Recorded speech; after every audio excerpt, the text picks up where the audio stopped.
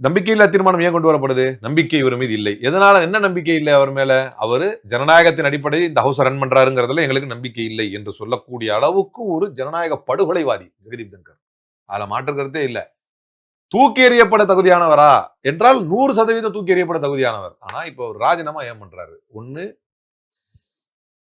ஒரு தனி மனிதனாக என்னைக்கு இவருக்கு அது பட்டுச்சோ, நம்மடா இவ்வளவு பெரிய பதவி வச்சிருக்கிறோம், நமக்கே மரியாதை இல்லை அப்படின்னு படும் பொழுதுதான் நீங்க எவ்வளவு ஜனநாயகத்துக்கு விரோதமா செயல்பட்டு ஒரு பதவியை அடைஞ்சா அந்த பதவிக்கே மரியாதை இருக்காது அப்படிங்கறது ஒண்ணு தெரிஞ்சுக்கிறோம். 2வது, பாஜக ஒரு செயலில் இருந்து ஒன்றை டைவர்ட் செய்வதற்கு எவனையும் பலி கொடுக்கும், எதையும் பலி கொடுக்கும். இது டைவர்ஷன், அந்த டைவர்ஷனுக்கு நான் பொறுப்பேற்றுக்கிறேன், நானே ராஜினாமா பண்ணுவேன்னு ஒருத்தர் சொல்லுவானான்னு எனக்கு தெரியல. அவனை ராஜினாமா பண்ண வை அப்படின்னு இவங்க சொல்லுவாங்க. அவனை சுட்டு தள்ளு அப்படின்னு சொல்லுவாங்க.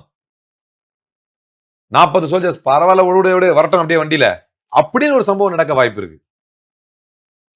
இல்ல இது மாதிரி பகல்காம்ல பார்டர்ல வந்து காலியா இருக்குது, நடக்கட்டும், நம்ம அப்பதான் வந்து ஒரு சிந்தூர்னு ஒண்ணு பண்ணி என் ரத்தத்துல பீகார் எலெக்ஷனுக்கு நம்ம ஒரு பிஆர் பண்ண முடியும்னு சொல்லுவாங்களான்னா இவங்களுடைய வரலாறுல கோச்சையில இருந்து இருக்குது. அது ஆனா இன்னைக்கு அது பெரிய கை கொடுக்கல இல்லையா? சீஸ்ஃபயர்ல வந்து எவ்வளவு நாள் கை கொடுக்கும்? எவ்வளவு ட்ரம்ப் உழைப்பிட்டான், அவங்க பங்காளி ட்ரம்ப் உழைப்பிட்டான், மக்களே அதை ரசிக்கலையே. அதாவது இப்ப இதை விட மோசமானது புல்வாமா ஏன் மோசமானது என்றால் நம்முடைய ராணுவ வீரர்களின் மீது தொடுக்கப்பட்ட தாக்குதல் அது.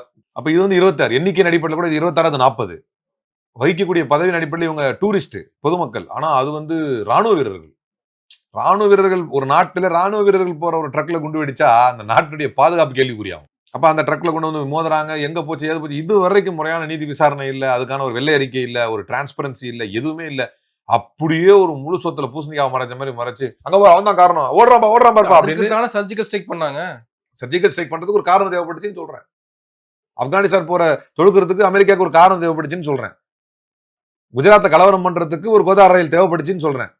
மும்பையில கலவரம் பண்றதுக்கு ஒரு பாபர் மசூதி இடிப்பு தேவைப்பட்டுச்சுன்னு சொல்றேன்.